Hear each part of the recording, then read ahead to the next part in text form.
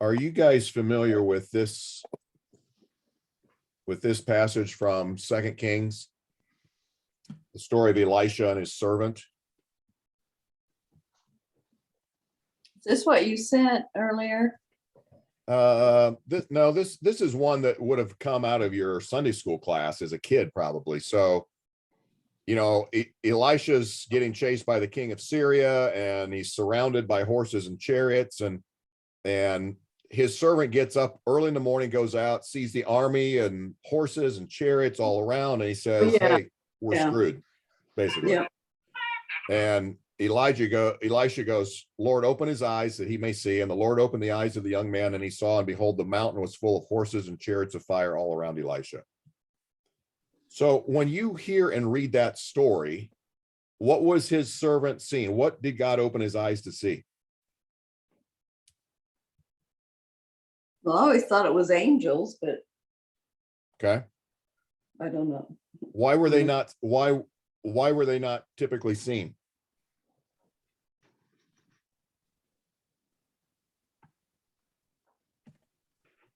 I mean, why do you think they weren't typically seen in this setting? You had to have your eyes open to it to see it. What eyes? That's my question would be, what eyes are we talking about? Spiritual. Your faith. So this is not physical sight? Is that what you're basically saying? Yeah, spiritual. Okay, let me send somebody's having trouble getting in. Let me send Susie a.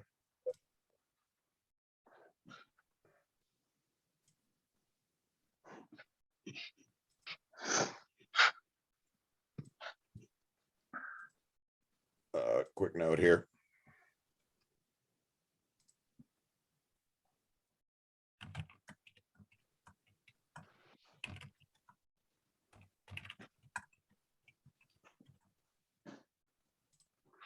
I figured people have trouble with technology. So is this a demonstration of a seen and unseen world? Yeah. Okay, so you would say that what he saw, the horses of chariot and chariots of fire, were spiritual dimension, not physical dimension? Yeah. Okay, so what's the diff? At least they were seen.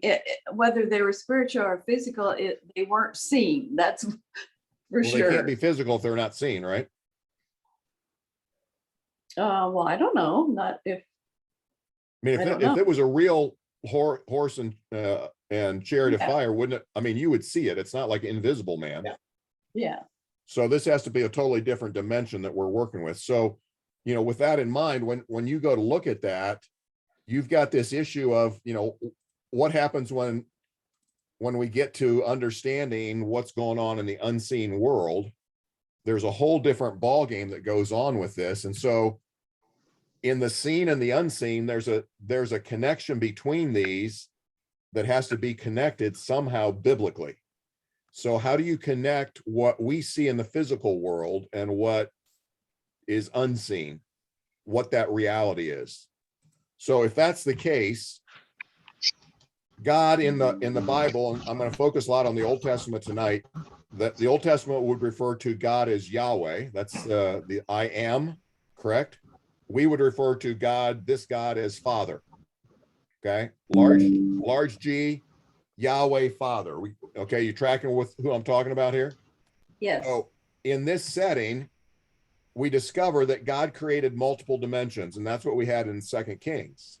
So I believe God created multiple dimensions. I believe that we're aware of two of them. There's a spiritual dimension, which would be God's place, where God dwells, where God is. And there's a physical dimension where we are, and we can't see into that spiritual dimension. So I want to explain tonight why we can't see into that, and why at times in Second Kings, God opened somebody's eyes so they could see it, but that's pretty rare. You don't get the opportunity to see into this unseen realm. So any loved one you have that's died and gone into the unseen realm, into the spiritual dimension, you don't get to see. In fact, God actually prohibits it, and we'll talk a little bit about what that looks like. So there's a seen and an unseen. So when Saul saw the army of the Philistines, he was afraid, and his heart trembled greatly. And Saul inquired of the Lord. And the word Lord, when you see it all capitalized in most translations, is a direct translation of Yahweh. That's the word, the Hebrew word. Okay. We know that Yahweh is Jehovah God. That's God the Father in the New Testament. And Yahweh did not answer him, either by dreams or by Urim or by prophets. Urim is the little stones that the priests would wear on their outfits, and they were used to kind of determine the future, like casting lots and all kinds of stuff. So you've got this setting, and so Saul said to his servants, "Seek out for me a woman who is a medium." Okay, what's a medium? Give me your definition of a medium. Psychic. Someone who goes between the spiritual world and the real world. Okay, between the unseen and the seen. And so the Hebrew word, and I've got it up there in red, is ob. He says, "Seek for me an ob, someone who can conjure the dead spirit," right? And he wanted to talk to Samuel, who was his kind of mentor. Samuel had already died, and he wanted this ob to bring Samuel's spirit back to talk to him. And his servant said to him, "Behold, there's an ob at Endor." By the way, this is where Star Wars got their language and stuff, you know. So he wants this ob, and they find this ob, and they bring this ob in. Now, this is the weirdest thing. Look what Leviticus 20 says. "A man or a woman who's an ob or a necromancer who raises the dead shall surely be put to death. They shall be stoned with stones, and their blood shall be upon them." So why does God forbid obs? People that are going and calling back spirits that have already gone from the physical realm, the seen realm, to the unseen realm. Why does God forbid that? That's what we have to understand. This is a dangerous thing. And so Samuel got in a lot of trouble for doing this, but God does not allow us in the physical realm to go and talk to people who are in the unseen spiritual realm. So the death penalty for consulting a spirit of a human dead person was not issued because it didn't work. It was issued because it did work. God forbade it, but it happened. People would break God's law. So there was a concern that to commune with spirits of human dead was a violation of one's proper plane of existence. God created two planes of existence. There are people that live in a spiritual plane. There are beings in a spiritual plane that God says, this is the plane you can't cross to the physical. There are people that live in the physical plane, humans. He says, you can't cross until you're dead and your spirit is disembodied. You can't cross. You are forbidden from going back and forth. So we tend to assume when a human spirit goes to heaven or hell, they have no mobility, as it were. But our conception of the afterlife doesn't line up with what we understand biblically. There is mobility, apparently, by spirits. And we'll talk about that some more when we get in talking about what demons are and some of that reference there. So I want you to understand that God strictly prohibits this crossing back and forth. Now, there are times when God will give special permission for a being in the spiritual plane to enter into the physical plane, but God expressly prohibits us from seeking help from people who are in the spiritual plane. It's totally forbidden. So Peter says, and then Jude says, "For if God did not spare angels when they sinned, but cast them into hell and committed them to chains of gloomy darkness to be kept till judgment," and Jude explains it, "and the angels who did not stay within their own position of authority, but left their proper dwelling." What was their dwelling? The unseen realm. And I'll give you a name for that unseen realm in just a minute. Those spiritual beings that left the unseen realm and entered the physical realm, God condemned and judged and put them in gloomy darkness and put them in chains till the end of time, when they're formally judged and cast into hell. That's how serious God takes this. You can't cross back and forth. It's disallowed by God. So Genesis 6, here we go. "When man began to multiply on the face of the land, and daughters were born to them, and the sons of God saw the daughters of men were attractive, And they took as their wives any they chose. Then the Lord said, my spirit will not abide in man forever, for he is flesh. His days shall be 120 years. And the Nephilim were on the earth when the sons of God came into the daughters of man, and they bore children. These sons of God that you see in verse 2, and then you see Yahweh in verse 3 in red there. These sons of God who were created by God as part of his spiritual realm, they left. That's the Jude and the second Peter. They left their proper dwelling place, the unseen realm.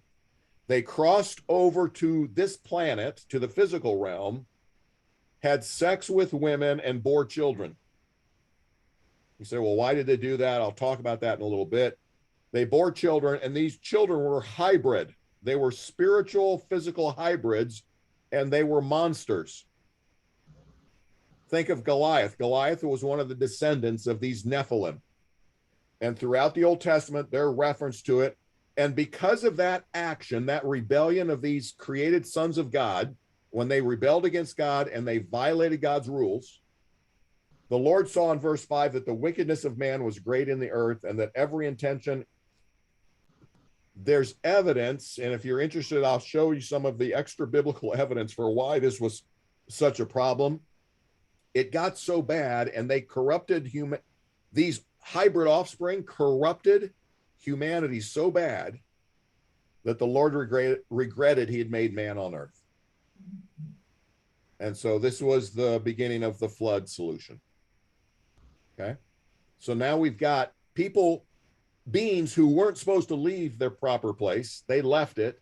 And so we've got this ongoing battle going on here. So a couple Hebrew terms for God, understanding some of the Old Testament. So you've heard the term Elohim. Elo, or El, is the Hebrew word for God. Elohim is the plural of it. And the Hebrew text of the Old Testament refers to all these six as Elohim. And I'll explain why in just a second.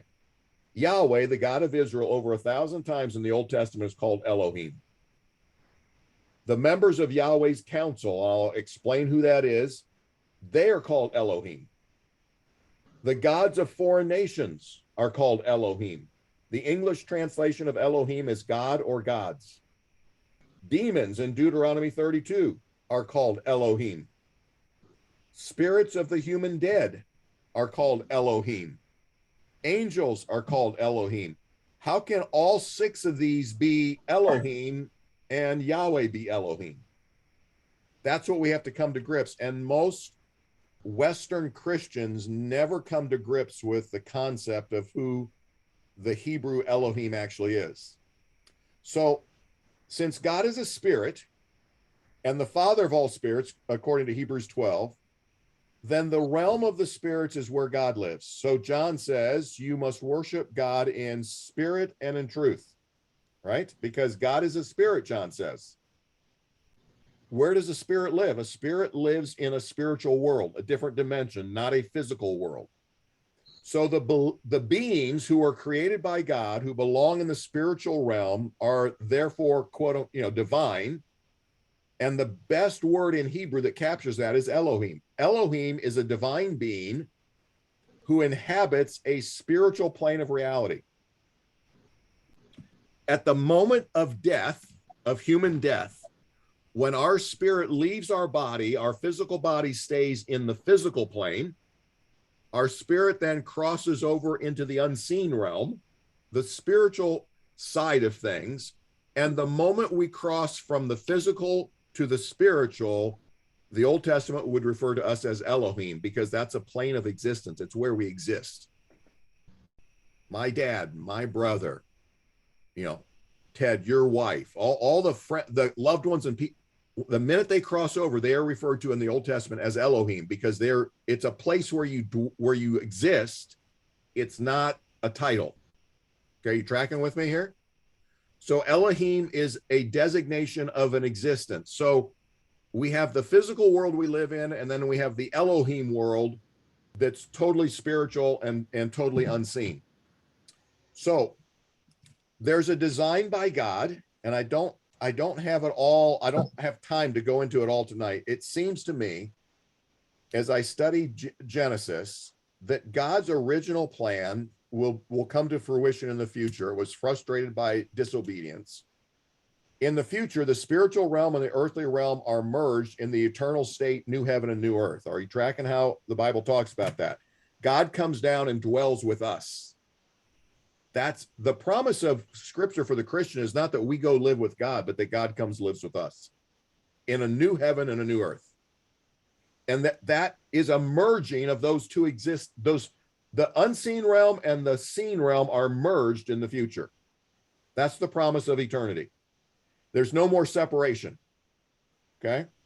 So that merger, God intended to happen in the beginning with Adam and Eve in the Garden of Eden. And there's evidence that God actually lived in the garden. That was God's dwelling place. God had set the Garden of Eden up where he could come down and dwell. So this seems to be foreshadowed all the way through the New Testament. Jesus, is taken into heaven with a body. So a question that always comes and I have to wrestle with is, if Jesus has a resurrected body now in heaven, would you agree that that's the biblical proof? Jesus exists in heaven now with a resurrected body. Yes or no? Yes. It has to be yes. That's the right answer, by the way. The disciples saw him go up, right? He didn't leave his body here and go up spiritually. He went up with the resurrected body. The resurrected body of Jesus is the example of the merger between the spiritual and the physical realm.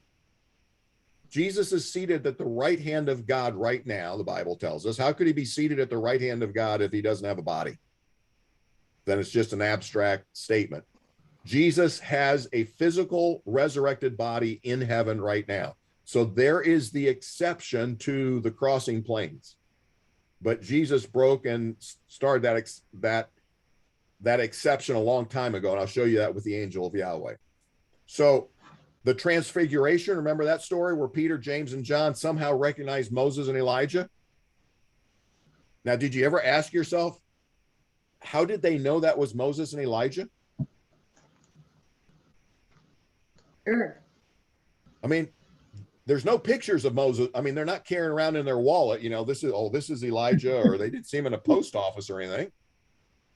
I mean, it had to be a description, or it had to be something they were introduced. Maybe Jesus introduced them and said, hey guys, I want you to meet Moses and Elijah.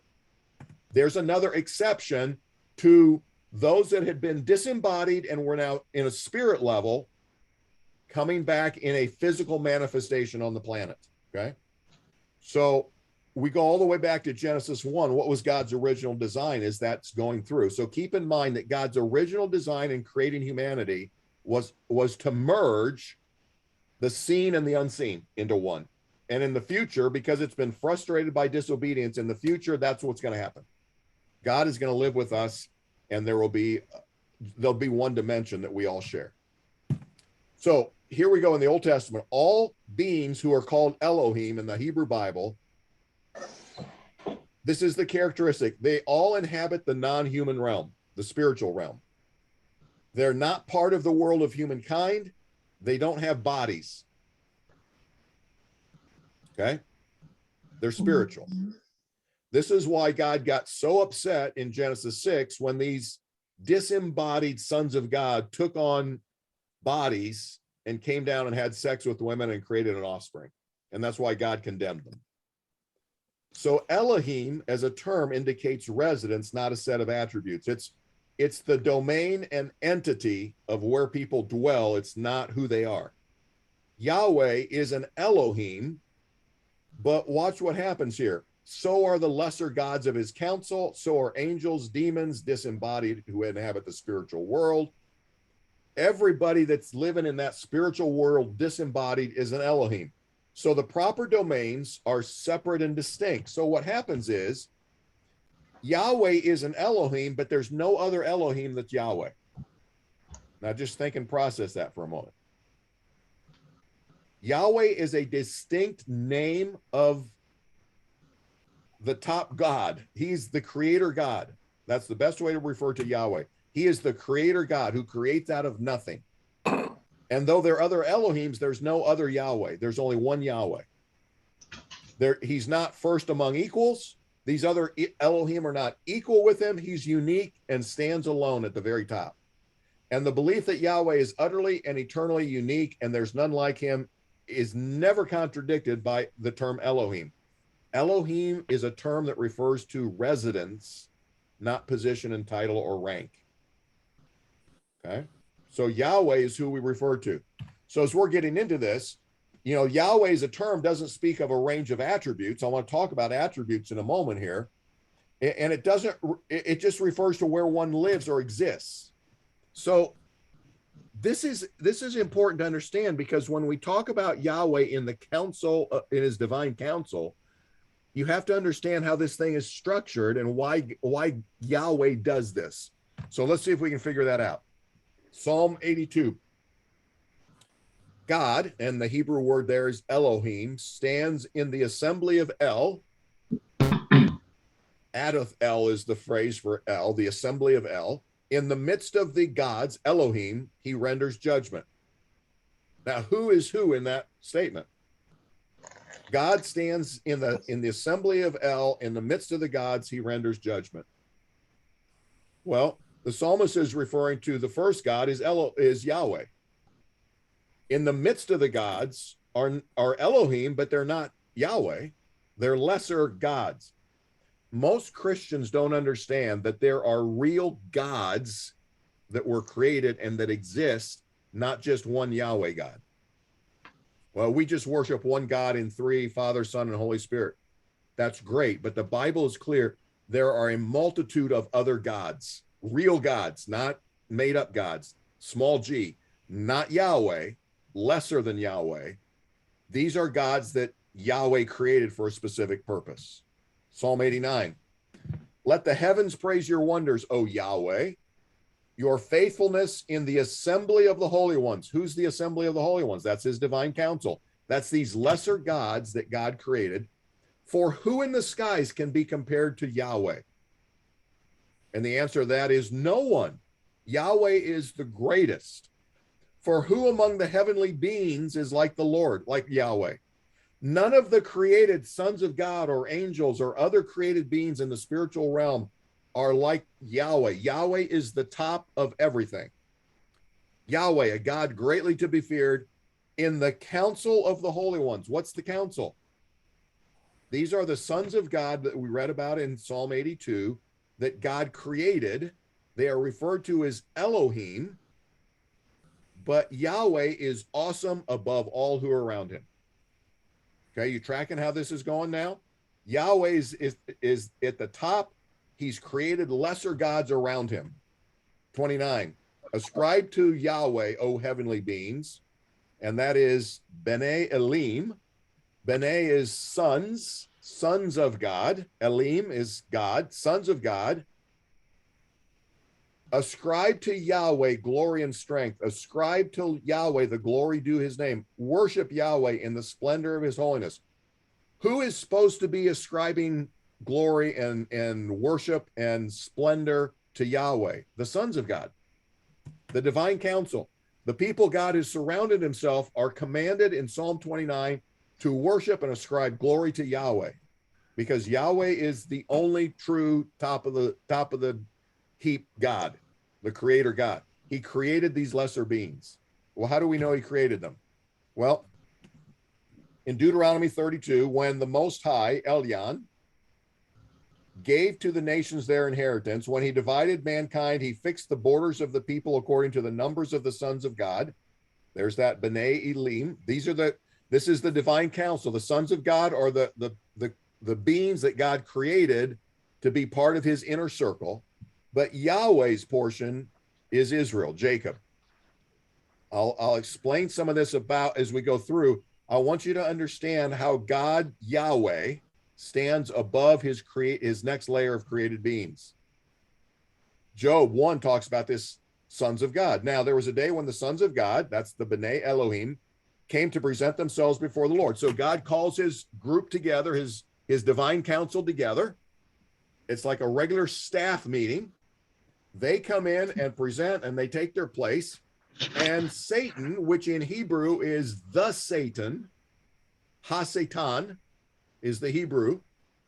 In Hebrew, just like in English, if it's a proper noun, you never put an article in front of it. We would not say it's the Al, it's the Ted, it's the Paul, unless you're on a Seinfeld episode, maybe. But this is not the serpent from Genesis 3. This is an adversary, an accuser. Ha-Satan, the adversary, the accuser, also comes because he was one of the sons of God. He was one of this divine council. And Yahweh said to Ha-Satan, where have you come from? And Ha-Satan answered Yahweh and said, I've been going through the earth looking to see who's doing what. I've been spying on people. I've been watching people. And one of the functions of these sons of God was to be watchers of the physical realm, observers of what was going on. Why is kind of an interesting take on this. So real quick, in the Old Testament, there is never any reference with a proper noun to Satan. You have the serpent in Genesis 3 and Ezekiel 28 and Isaiah 14. You have some references poetically to his fall, but Satan in the Hebrew Bible is never a proper personal noun. We get our glimpse of Satan from the New Testament, not the Old Testament. In the Old Testament, it was an adversary. In fact, at one point, God, Yahweh himself, is referred to as Ha-Satan because he stood in as an adversary or as an accuser. So keep in mind that in the Old Testament, we don't have a theology of Satan other than the serpent. And if you want, we'll answer some questions about the serpent in the garden here a little bit later. So keep in mind, this Ha-Satan is Elohim. Satan, the serpent, is also Elohim because where's his dwelling? Spiritual, not physical. So keep that in mind as we walk through this. So is there a real supernatural archenemy of God? Yes. Genesis 3, the serpent. And in the Second Temple period and in the course of the New Testament, we have all this discussion. John in the book of Revelation describes Satan, and Jesus says at one point, I saw Satan fall from heaven, and he's talking about this whole issue of what's going on here. There is a real Satan that we get our word from in the New Testament, but it doesn't come out of the Old Testament literature, okay? So real quick, I don't need to go through that. We'll go through that. So when did these sons of God start? So here we are in Job 38. And here's the question. Where were you when I laid the foundation of the earth? Would you say that's creation? Yes. He's talking about creation here. Where were you when I created this thing? Tell me if you understand. Who determined its measurements? And, oh, you know that. And who stretched it? And where were its bases? Who laid its cornerstone? When the morning stars sang together, morning stars are angels, and all the sons of God, the B'nai Elohim, shouted for joy. At the creation of this world, our Genesis 1 and 2 account, guess who was already in existence? Sons of God. God had already established a divine council before he ever created the planet. Job 38 makes it clear. The angels were there witnessing it, and the divine sons of God were there witnessing it as well. So we've got God creating them. Why did God create them? What's the function? What's the purpose? So now we come to the seen and the unseen, and here we go. There seems to be in the unseen world at least 3 levels here of leadership. Level 1 is Yahweh and the angel of Yahweh. To make it simple New Testament language, it's Jehovah and Jesus. The angel of Yahweh is the second person of the Trinity. And there are times in the Old Testament where they both appear together. So when you do that, look at Exodus 3. You know this story of Moses and the burning bush. Moses goes to the burning bush, it sees it burning, and in verse 2 it says, and the angel of Yahweh appeared to him in a flame of fire out of the midst of the bush. Keep in mind, when you see angel of Yahweh, your brain should instantly think second person of the Trinity. This is Jesus. This is a pre-incarnate Jesus appearing as a human on the planet. Jesus appeared in human form on planet Earth before he appeared as a baby. Okay? So Jesus appears to him in a flame of fire out of the midst of the bush. He looked, and behold, the bush was it wasn't consumed. And Moses said, I'll turn aside and see this great sight. Why is the bush not burned? When Yahweh saw that he had turned. No, wait a second. I thought we were talking about the angel of Yahweh. Who is it? Is it Jesus, or is it the Father here? It's both. When the Father saw that he turned to see, God called him out of the bush, Moses, and he said, I'm here. He says, don't come near, take off your sandals. And then he says, I'm the God of your father, the God of Abraham, the God of Isaac, the God of Jacob. And Moses hid his face. He was afraid to look at God. Moses sees in this episode at the burning bush two people of the Trinity. He sees Yahweh and he sees the angel of Yahweh at the same event. At the top of the pyramid, Yahweh and the angel of Yahweh are the number one level at the top of the council in heavenly places. Judges 6. The angel of the Lord came and sat under the terebinth at Ophrah. And this is the story of Midian, Gideon and the Midianites, which belonged to Joash. And while Gideon was there, he was out working. And here we go in verse 12. Watch this. And the angel of Yahweh appeared to him and said, Yahweh is with you, O mighty man of valor. And Gideon said to him, please, my Lord, if Yahweh is with us, why has all this happened? And where are all his wonderful deeds that our fathers recounted? Didn't Yahweh bring us up from Egypt? But now Yahweh has forsaken us and given us into the hand of Midian. And Yahweh turned and said to him, in the Old Testament, Yahweh and the angel of Yahweh are one and the same, and yet they're both distinct. Isn't that what we claim? Father, Son, and Holy Spirit, one in essence, but distinct. Father, Son, and Holy Spirit. We have at the top of this, at the top of the divine council. This is one that I want you to think about. Just you're familiar with Philippians 2. You know, Jesus, being found in form of God, did not consider equality with God a thing to be grasped, but he emptied himself, taking the form of a servant. He humbled himself, became obedient in death. Therefore, God has exalted him and bestowed on him the name. What is the name?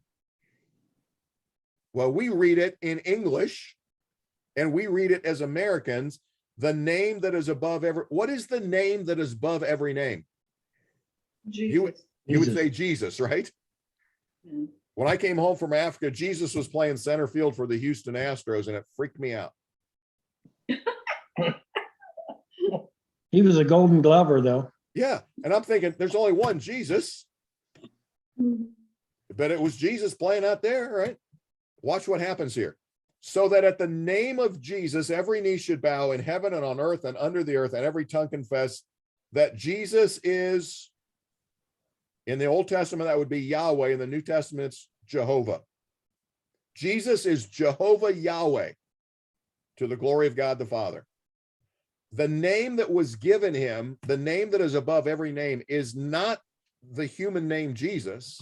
It's the I am of the Old Testament.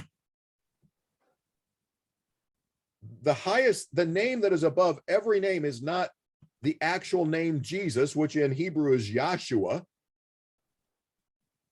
It's actually the Yahweh, which is the transliteration of the tetragram, I am who I am, that God introduced himself to Moses as. Jesus and Yahweh are one and the same, and yet distinct. So all the way from the Old Testament, all the way now into the New Testament, we have this issue of angel. So here we have at the very top level is Yahweh and the angel of Yahweh. At the second level are these created sons of God. Now, the wording sons of God creates the impression that God wanted to create a family relationship. And you'll see that all the way through. In fact, Adam is called son of God because God wanted to create a family relationship with Adam. God wanted to have some distribution in a created order in the spiritual realm. This is all unseen people here. The sons of God are unseen.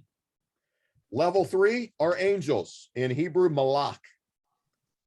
Level 3, angels are seen primarily through the Old Testament and the New Testament as messengers. They carry out the messages of God. Gabriel was one that brought messages to people.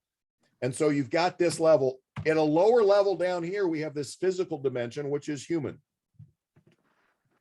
And I'm sorry, I was going to put man in woman's place, but I couldn't define woman, so I wasn't able to do it. So remember, the writer of Hebrews says that Jesus was made a little lower than the angels. You see where that fits now? That was a hierarchy thing in terms of the divine council, in terms of God's advisors. So the sons of God actually serve as God's advisors. Say, well, why does God need an advisor? It's because he chose to.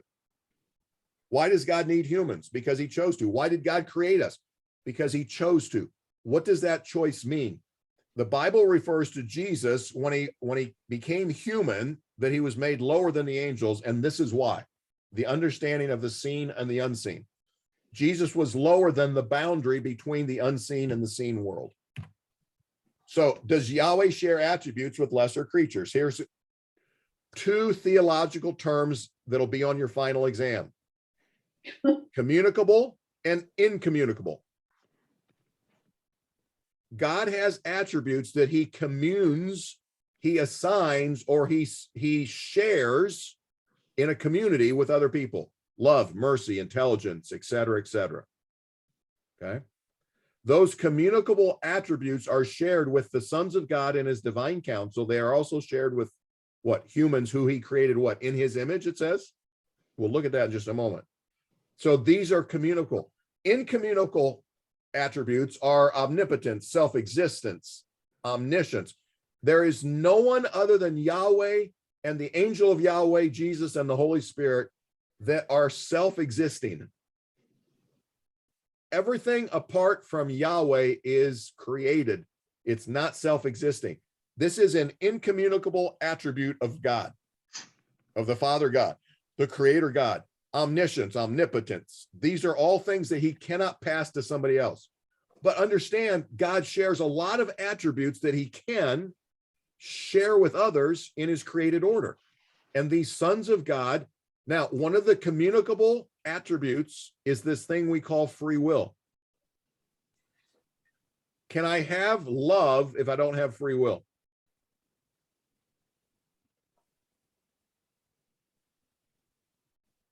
Love doesn't exist without choice, does it? No. I have to have free. If I don't have free will, I have no love for anybody. I'm assigned something. I do it's all duty. There's no love involved. And so when the psalmist says to these sons of God, you need to worship and ascribe honor and glory and praise to Yahweh, one of the communicable attributes he had shared with them was free will. And that's why you had rebellion in Genesis 6. That's why you had rebellion with the serpent in Genesis 3. That's why we have rebellion with the Tower of Babel and what goes on with that. And we have them condemned in Psalm 82. So understand, God creates beings, but he shares attributes with them because it's part of his choice to create this relationship with others. So Genesis 1, Elohim said, let us make man in our image after our likeness. Who's he talking about here? Who is the R? Is it the Trinity or is it the council? And is it Elohim that live? It's the sons of God and those that are around him, that are around his throne, and they're part of his advisory council. It appears that he's talking about his advisory council. So God goes and sits down with the council and goes, hey, let's create humans, and we're going to create them in our image, in our likeness, which means I have communicable attributes that I'm going to share with them. And just like you on my divine council in this unseen realm have these attributes, I'm going to give those attributes as well to humans. Love, mercy, free will, all that goes with it. And then my intention with them is that they are to rule. They're to rule over the entire planet I create for them, and they are to be in charge of the planet. They are basically my ambassadors. They're my representatives on the planet. The sons of God council, you are my representatives in the unseen world. I want humans to be they represent me, they speak for me in the human world. So sin happens, and God comes down and says, Yahweh says, behold, the man has become like one of us in knowing good and evil. Who's the us? It's the council. It's the group. Now, lest he reach out his hand and take also of the tree of life and eat and live forever. Okay, here's we've introduced something. The divine council was created for eternity.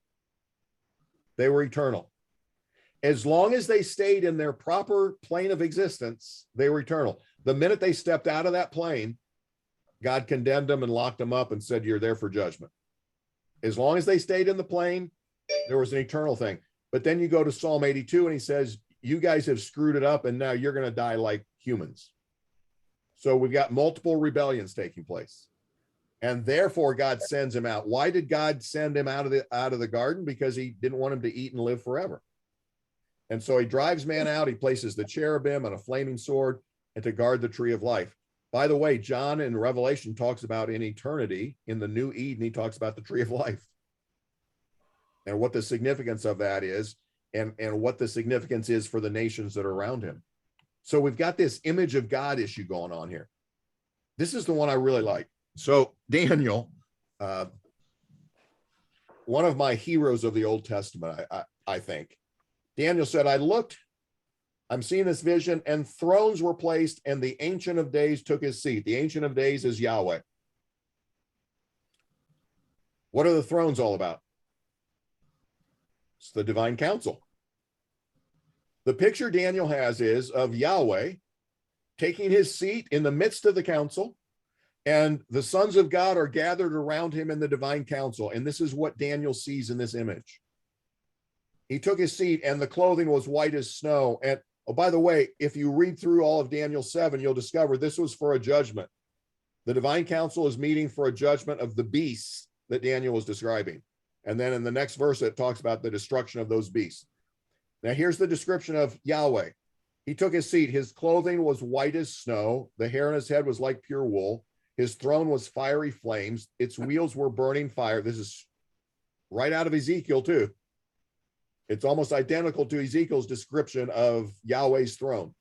A stream of fire issued and came out before him, and 1,000,000 served him, and 10,000 times 10,000 stood before him, and the court sat in judgment, and the books were opened.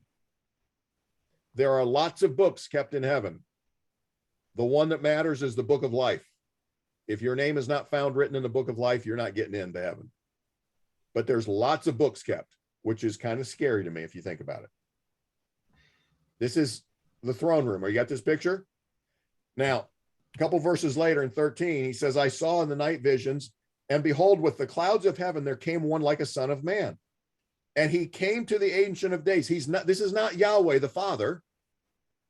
This is the Son. This is Jesus. And he was presented before him, and to him was given dominion and glory and a kingdom, that all peoples, nations, and languages should serve him.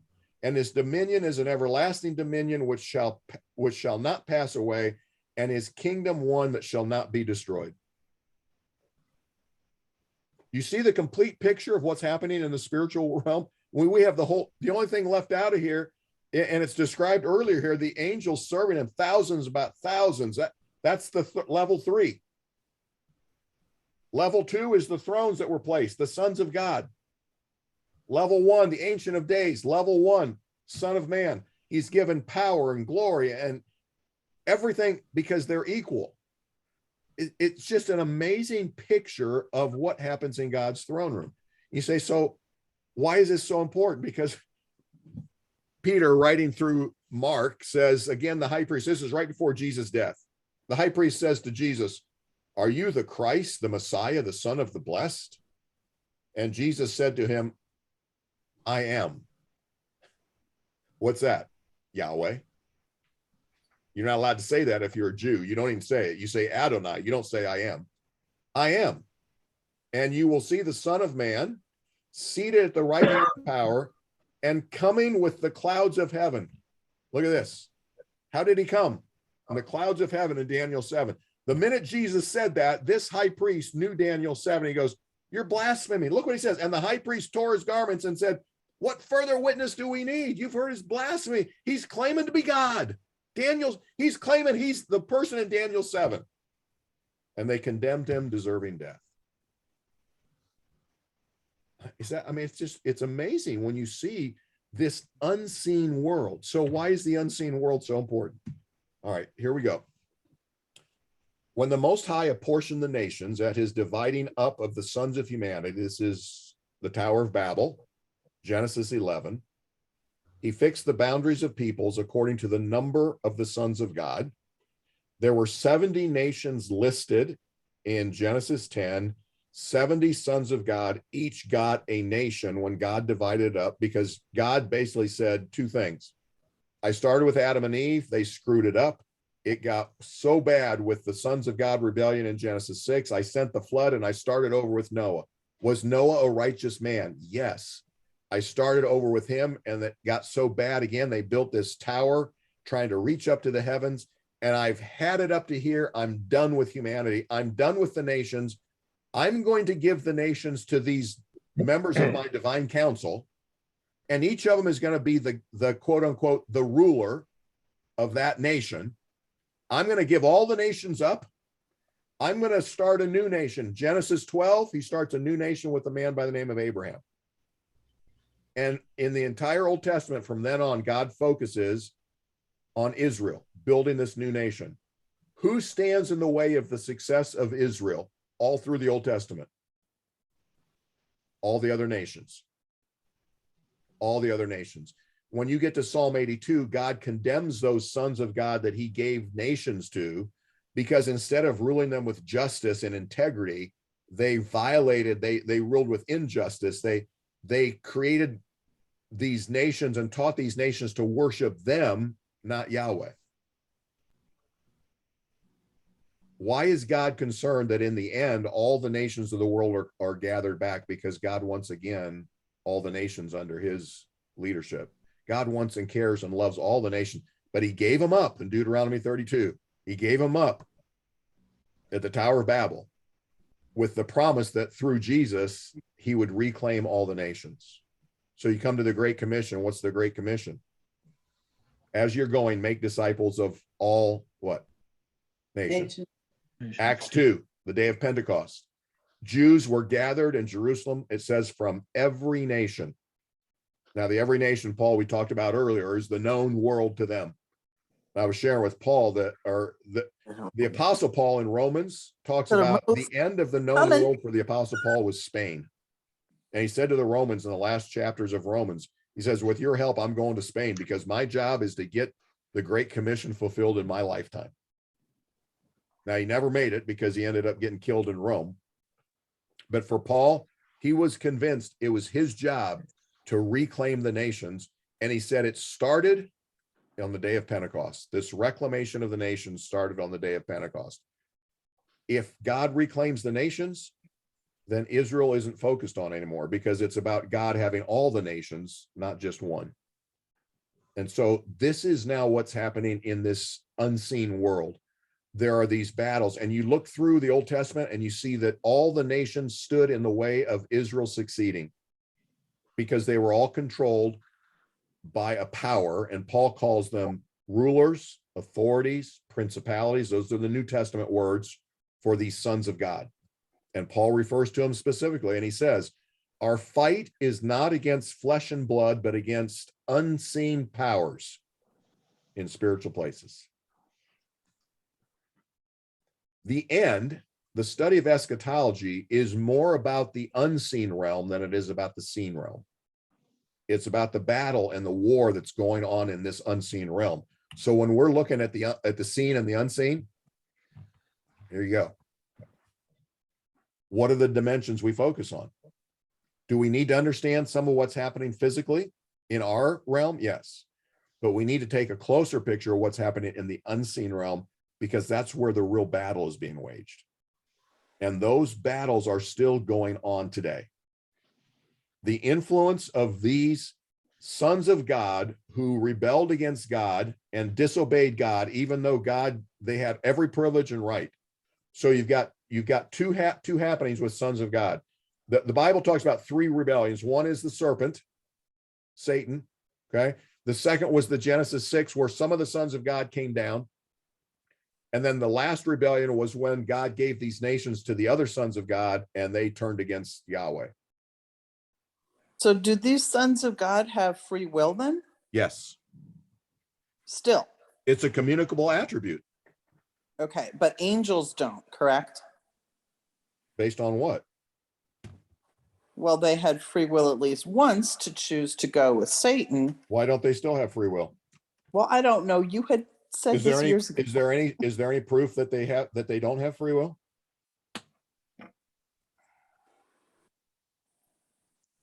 See, I don't know. that's part of what you have to, what you run with in terms of what's going on here. So, when we look at Psalm 82, God's taking his place in the divine council. In the midst of the gods, he holds judgment. How long will you judge? And now he's talking to these sons of God. How long will you judge unjustly and show partiality to the wicked? Give justice to the weak and fatherless. Maintain the right, rescue them. All this stuff. I said, you are God, sons of the Most High, but because you screwed it up, that's the reverse standard vision there. Because you screwed up, you're going to die like men. Now, these are spiritual beings who were created in the unseen spiritual realm. These are Elohim that God says you're going to die like men because you disobeyed. So, it seems in the divine council that there is free will. It's not even a mystery. It's very obvious. So okay. God wants to share his leadership is not the word I'm looking for, but his decision making. God wants to share that with others, and he decided to do that in the spiritual realm with sons of God. He decided to do that in the physical realm with humans. The original intention was that God was going to share decision making, and that humans would be part of the divine council. That's why when you get in the New Testament, Paul says, "Don't you understand? We're going to rule angels." Well, how do you rule angels if you're lower than angels? Because in the spiritual realm, when this thing is reunited and the unseen and the seen realms are united as one, humans are going to be elevated above angels. If angels are level 3, humans are going to be part of the divine council there at level 2, just like the sons of God. And so that was God's original design, that we would rule together, but disobedience screwed all that up. So that, that's where you run into this thing. And so Psalm 82 is referencing this Deuteronomy 32. So when I talk about a Deuteronomy 32 worldview, that worldview says this world has spiritual powers that are controlling a lot of what goes on. And they are creating and casting a wide level of influence with people around the world.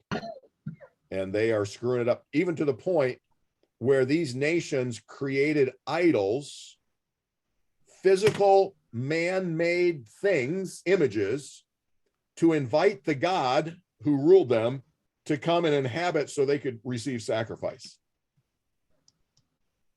And there's some evidence there's actually some names of some of these gods. We don't have all the names of the sons of God, but they're actually names.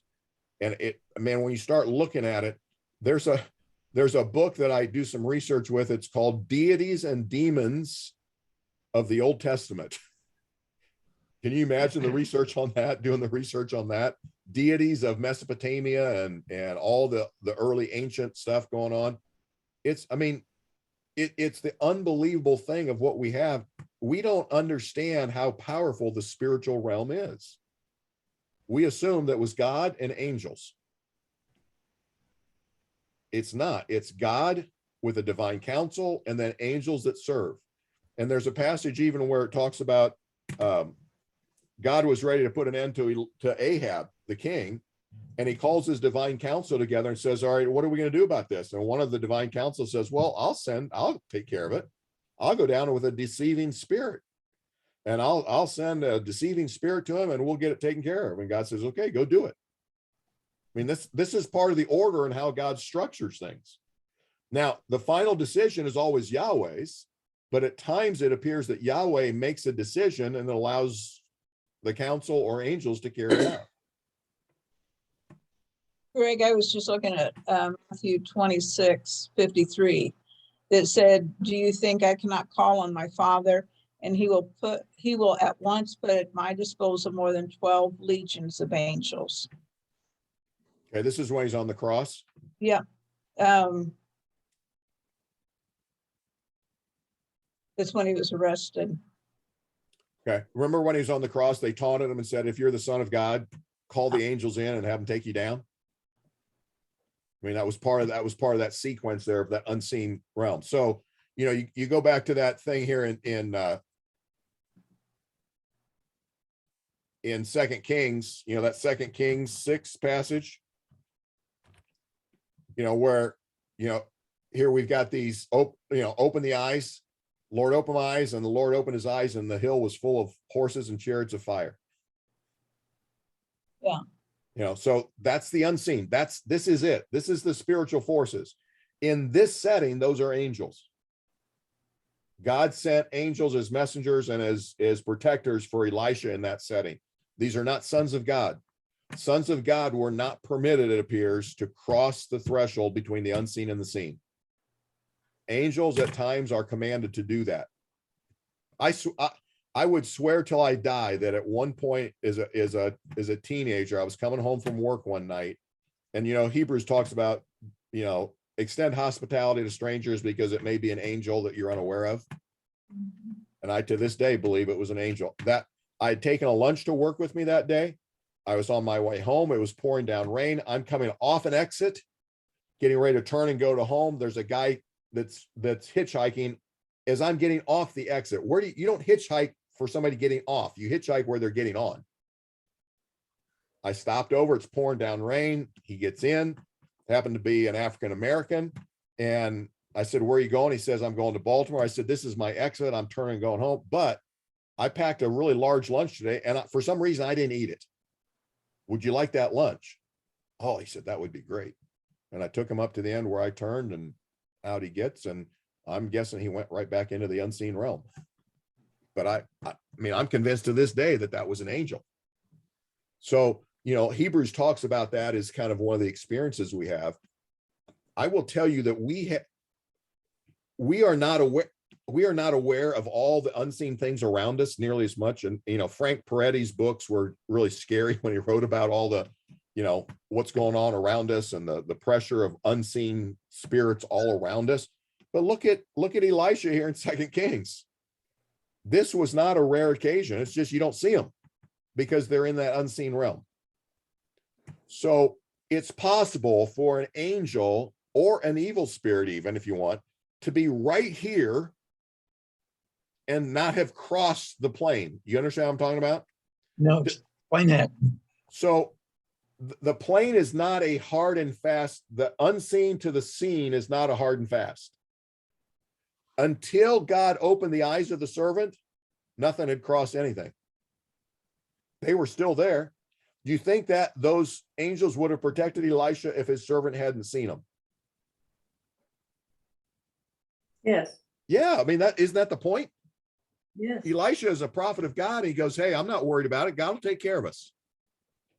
Remember the story of the Israelites coming out of Egypt, and the cloud by day and the pillar of fire by night, and the angel of Yahweh that was leading and protecting. They were all, you know, the whole issue of the walls going down in Jericho.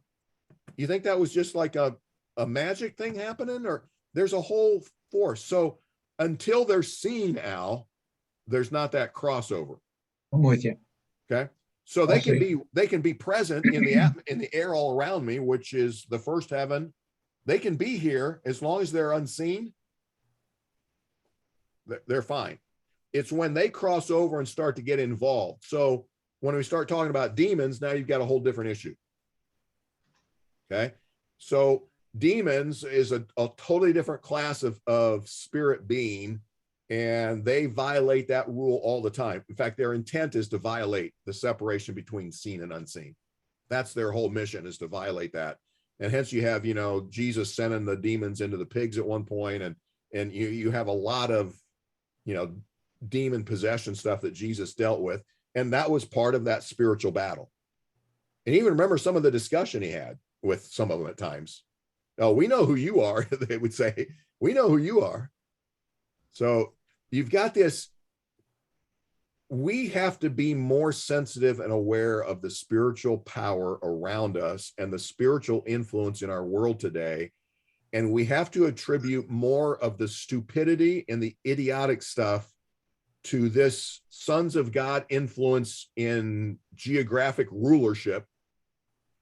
2 days ago, the governor of Colorado signed a law that you can abort up to the moment of birth. Now you can't tell me that has to come straight from the pit of hell. There's no way around it. This whole transgender thing is straight from the pit of hell. You know, it was amazing. The Attorney General in North Carolina got up and, I mean, he basically preached the sermon and said, guys, it's straight from the pit of hell. I mean, and people were like, how can you even say that? This is not stuff that people just can make up. The influence of these evil rulers in heavenly places, in spiritual places, is becoming more and more evident in our world.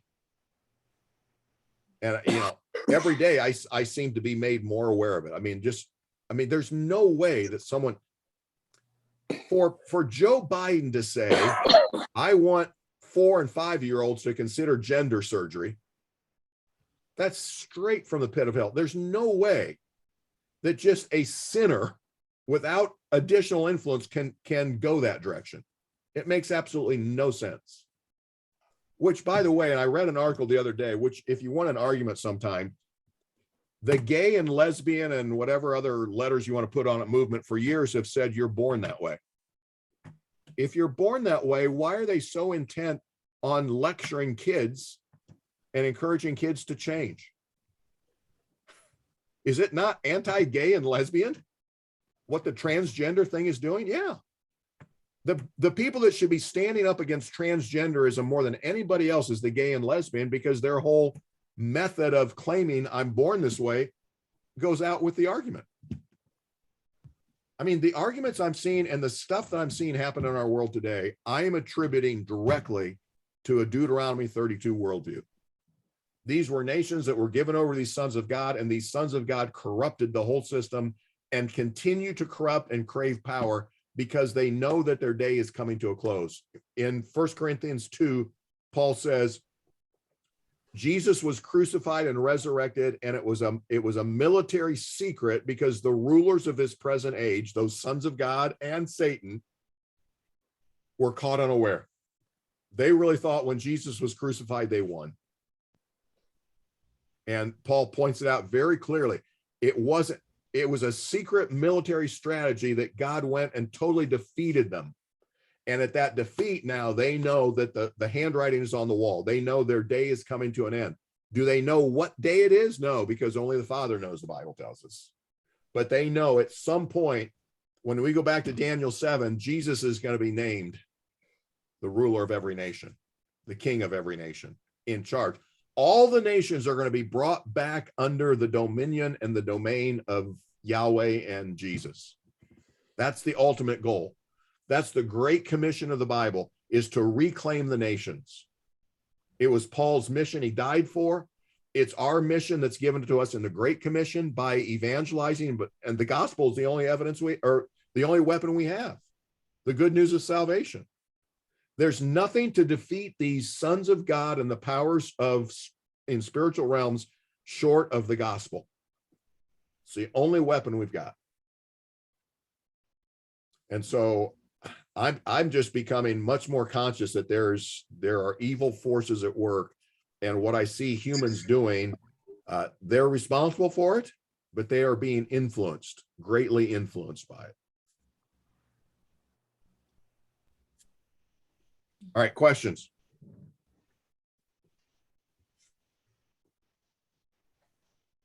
You understand the structure of God's divine counsel? Okay, I have a question. So the sons of God that are having this influence over the nations, what tools or how are they influencing? Like, what are they using to influence I agree that that's happening, but how are they actually doing it? They can't cross over, or are they crossing over? No, they don't have to cross over because they still have spiritual influence. So they can just put it in people's minds. Is that what you're saying? For some people, it doesn't take much more than a kick in the rear to go down the wrong path. And True. it appears that the more people crave power, the easier they are to influence for corruption. Right. Okay. Yeah, Is- yeah. Even when you go down to the fact that we're all, supposed to we're number one, we're the most important thing in the world, and our self-esteem is all that. That's just a thing of having power over our own lives. Would you not agree that we live in a governmental political culture of power seekers? Amen. Okay. Oh, yeah. If you have people that are seeking power, they are easy to corrupt. It doesn't take much influence to corrupt. Do you think Joe Biden speaks for himself, or does he speak for others? Others speak for him. Yeah, well, no, others clean up the mess. Just gonna say, I don't think he knows his own name. But it's obvious that, Joe was not a pro pushing transgender senator. In fact, he No. voted for legislation against gays and other stuff. So why the difference? How much? So Rhonda, the question is, how much influence does it take to point somebody in another direction when they're already power hungry and they want to hold on to power? Right. Evidently not much. I just, And that's the issue. but I'm thinking of just your regular person that's, not in any political power. But what I'm thinking is we even seek power just for our own lives. So you could, of course you want to hear, women's rights and all these kind What of is things. a woman? Can you define? We can't define women's rights because we can't define a woman. So I guess I'm trying to say, how do they influence just the normal person? Because But they don't. I They don't see have it. to. I see it, but you see it in normal people. Yeah, but that influence crazy. comes through other people that are influencing them. Okay, That so are- these sons of God are influencing the leaders of nations, not individuals in nations. They don't even have to mess with the Okay. individuals in nations. Okay, well, that was You think the answer son my- of God that controls Russia has to worry about Russian citizens? All he has to do is keep pushing Putin in certain directions. The rest of it is all fallout. In the last 30 years, go back 30 years, the political correctness and everything has went that way. It's all one power. You've got to be a certain way. You got to stand a certain way. You got to walk a certain way, to exaggerate that. But everything in the last 30 years has been politicized. And they use that to influence the power. But it's the way to hold on to power. Once I have power, I want to hold on to it. And that's where Greg, the corruption comes from. do you believe that God places everyone that's, in power in this world? Do you believe that he places them there? And if so, what would be your opinion as to why some of these horrible, horrible people are placed in those powers? Okay, Romans 13, let every person be subject to governing authorities, for there is no authority except by God's appointment. What does that mean? Well, that's what I believe, but why then would he place some of these horrible people in power? Is it because he has temporarily given the world over to Satan? Well, no, the world was given over in Genesis 11 at the Tower of Babel. The nations were given over, and Satan got the world. When Adam sinned, Satan got the world. Right. Okay. But the nations, the political leadership of nations and the influence of nations, both spiritually and politically, was given over in Genesis 11. God gave up on all the nations, said, I'm giving them up. I'm going to take Israel, and I'm going to show the world how it's done through Israel. But the other nations, they're out. God said, I gave up on them. They're on their own. But that doesn't mean that God is still not in control of the world. So God permits, as I read Romans 13, for there's no authority except by God's appointment. Okay. Right. So the issue is permission. Is God still in control of the world, even though these sons of God are running nations? Yes. Yes. God is still in control. But the point of Romans 13 was Paul said, listen, there needs to be order. Okay, so don't assume that these are bad. Now, the apostles at the beginning of the book of Acts said, should we obey God or man? If it comes push or shove, what do we do? Remember that? Yeah. We choose to obey God first. So if a government comes in and says you've got to violate your faith, no. But apart from that, governing authorities are permitted by God. God has a plan in place. It's all going to be redeemed, but it's a mess and it's going to get more messy. Think of how much a mess it was for Israel. Everywhere Israel turned, these sons of God thwarted them by every single nation they put in their path. All the nation, and we still have it today. These yeah. sons of God in nations in the Middle East are still, and why are they anti-Israel? Because of the spiritual leadership and the geographical spiritual leadership that God has ordained and given it over to. Now it's going to be redeemed. It's going to come back under the control of Jesus. The Bible says one day every tongue will acknowledge Jesus as Lord and every knee will bow. From every nation will be represented in heaven, because that was God's original plan, that every part of the planet was going to be redeemed. Right now, God's permitting these things to happen.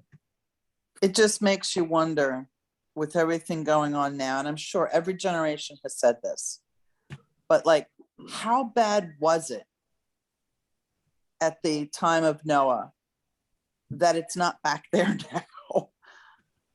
It was a lot worse. It's just almost unimaginable that it was worse than it is. It was a lot worse. And there's some research on some Second Temple literature, especially from the book of Enoch, that describes what was actually taking place. And it got to the point that it got so vile. In the early days of Israel going into the land of promise, into Canaan, there were actually tribes that sacrificed children, live children. It was actually the idol was pictured like this with its hands out, and a big hole here was carved out. A burning fire was put inside the body of this idol. The hands are out, and the live infants were placed in the arms and thrown into the live fire inside this idol. And that was worship of the God that was overruling that nation. Jeez. I mean, and you look and say, could it get any worse? And I go, yeah, Colorado, you can abort now. Legally, you can abort up until the moment of birth. Is that not the same thing? Washington State as well, I believe. So, I mean, how bad does it have to get? That's, I really don't think that's the issue. God has already judged and continues to judge. The issue is, again, our fidelity, our believing loyalty, which is another way of saying faith, our believing loyalty to Yahweh and the role of Jesus in our lives and what goes on. God has not abandoned us. Now, there's one more part of this and I'll leave you with this. So when God gave the nations up and chose Israel, God picked a land, and that land became a holy place. It was God's dwelling place. Now watch this. Remember, I told you there's two dimensions, right? There's a spiritual dimension, an unseen realm, and a seen realm. God told the nation of Israel, I want to come down and live with you in the seen realm. So it started in a temporary tabernacle, and then it moved into a permanent building, the temple. And the entire land of Israel was known as Holy Land. Only in the land of Israel could you worship Jehovah, Yahweh. David was chased out of Israel into a neighboring nation by Saul, and he says, I cannot worship God here because it is not holy land. I need to be where God is. Naaman, the story of Naaman the leper, came in came into Israel. And remember, he was told to go wash in this river. And he went, hey, I got cleaner rivers back home. But nevertheless, he did. He got healed of his leprosy. And before he went back, he asked the prophet who had healed him, he said, can I take 2 sacks of dirt with me? Because he wanted to take God's holy dwelling land with him. He said, when I get home, I will pour the dirt out and I will worship Jehovah Yahweh on that pile of dirt, because I cannot worship him in the temple of Rimmon, who was the God, the son of God's name of that particular land. And that's actually in the Bible. Rimmon is his name. God intended a dwelling place, and the nation of Israel provided that connection. God wanted a connection between the unseen and the seen. So when the new covenant came, what happened to that holy land? Where's the Holy Land now? In our hearts. It's in every individual believer, and it's in every group of believers when they're together. Right now, this is holy ground. This meeting we're having is holy ground. It's where God lives. Now think of the difference. We've got God who is Elohim, who lives in an unseen realm, who says every time you're together with other believers, I am there with you. I am dwelling with you. I am crossing through, and I'm there with you. Ultimately, what's going to happen in eternity is the union of those 2 dimensions. And on a temporary basis, God is doing that now. Don't you know that your body is a temple of the Holy Spirit who lives in you? You walk around as God's holy place, holy ground. I will tell you that in the United States right now, we walk around, it's not holy ground. No. It's worse than pagan. We have to make it, and we have to be aware of it. We have to make that holy ground because God is with us. It changes the whole way we live our lives. God's with us. We are God's new dwelling place. And so God doesn't need Israel as a land anymore to make that connection between the seen and the unseen. He does it in our hearts, and he does it in a spiritual way. And that's a powerful truth, because that was God's original intention. When he gave all those nations over, he created a holy land, and then he's now changed that with the coming of Jesus and the new covenant. All right, questions? Got one. Okay.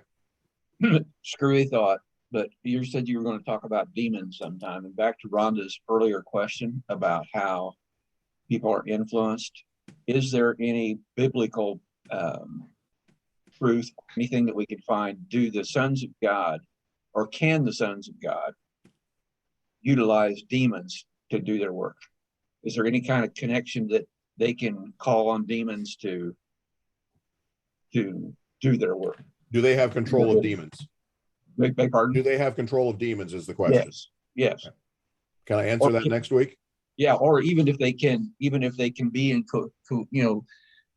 cohorts with each other and or with each group, and because it seems to me like, and I totally think like Rhonda does, it seems to me like there are just some people that we see and entities that we see are just pure evil. Mm-hmm. And you wonder if the sons of God, since they're fallen beings and they're not fallen beings, but they're in control of these different kingdoms or areas, can they influence demons to do their bidding, I guess? Okay, so the question is, what's the relationship between these 3 Elohim? These are all Elohim. Yes. Satan, the arch enemy Satan, not Hasatan, the proper name Satan. Right. Who is he? Evil spirits, demons, and sons of God. What's the relationship? Who has control of who?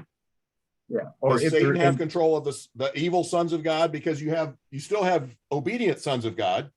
Right. But we're talking about the disobedient sons of God here. Right. Okay. What's the relationship between those 4 Elohim is a point of contention that we better understand. Yeah. Okay. Can I do that next week? Yep. Okay. I have one other question. Yep. I think all of us know how busy you are and how busy you're getting. You with me? Yep. No, the last thing in the world I think any of us want is this to be a burden on you. Because I know how hard, especially this time of year, that you have to, your other job, your golf club job, and then you're doing work at U of I. Don't want to put pressure on you to keep, because I know how long it takes for you to prepare. So just we want to be, and I'm just speaking for Coke, and don't know everybody else, but don't want this to be overly burdensome to you, I guess. I mean, if we need to hold off through summer months until you get a little freer or whatever, but don't, Yeah. I don't Well, think, yeah, I appreciate that. And, you know, right now it's doable. So well, when it isn't, you make sure you tell us. yeah, it will be. And we'll probably take a break here once we get in around Easter and stuff. But I want to, because this one connects so close to what we're talking about tonight. I think I owe it to you to explain what the connection of this is to the sons of God and the divine council and the unseen world, because this is all Elohim. This is all unseen stuff. And so, you know, Rhonda, what's the influence? Who influences who has control of who? What's the level of how this functions? And the Bible gives us some pretty good insight into how that works. And so it's helpful to understand what that is. I think most Christians totally misunderstand what a demon is. They don't understand what the whole study of demons, and they're really not sure what angels are. Are evil spirits angels? Are evil spirits and demons the same thing? You know, that's what we'll wrestle through, and I'll explain next week to you. Okay, does that make sense? Yep. Yeah. Okay. That would be good. All right. Any other questions tonight before we wrap it up?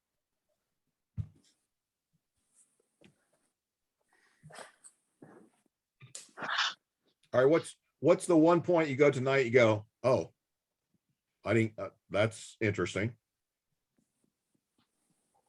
I think the whole concept, like we talked about last week, I just appreciate getting more clarity on the sons of God and the council. Okay. Is that different, new information for you? Absolutely different thought process, yes. Yeah, okay. All right. Anybody else? Same thing, but I can look back on things that were taught to me that I didn't understand that this is what they were actually saying. Right, okay. You know, I can remember from some of these, but it didn't go into detail like this, but now I can kind of place those things that I learned. Okay. Now it's making some more sense. Yeah, and what happened for me, Rhonda, is that I had to go back and start looking at a lot of different things because it explained things in a whole different realm, and I had to pay different attention to it. Okay. And I know it came in late, but, and I'll go back and watch the first half hour that I missed, but when you were explaining about the, right at the beginning, when God said, we shall create them like us, I just assumed that was the Trinity. Yeah, it can't be the Trinity because the Trinity would have already had they would have already known the same stuff. Yeah. Okay. Yeah. Ted? Well, I think that the big thing for me is that there's a whole lot more going on in the unseen world than just Satan. Yeah. Yeah. And that's kind of what we've come to believe, isn't it?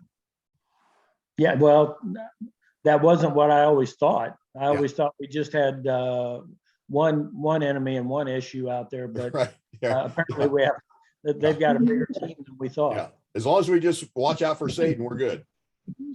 Yeah. Don't you think we lumped all of those you have on that chart pad? We lumped those all under Satan. We did. That's what we did. Mhm. We did lump them in, and it's not appropriate because there's a whole different issue. Now they're all Elohim. They live in that spiritual realm. One of the biggest things for me is understanding the concept that Elohim is a positional word of dimension. It's not an attribute of rank or power or anything else. It simply describes people that don't live in the physical world. All right, anybody else? Thank you. Yep. Thanks Good to again, go. Greg. All right, I'll see you guys Very on next week, and we'll get the 4 words on what's behind me there. We'll talk about that next week. Thank you, All right. Greg. Thanks. See ya. All right.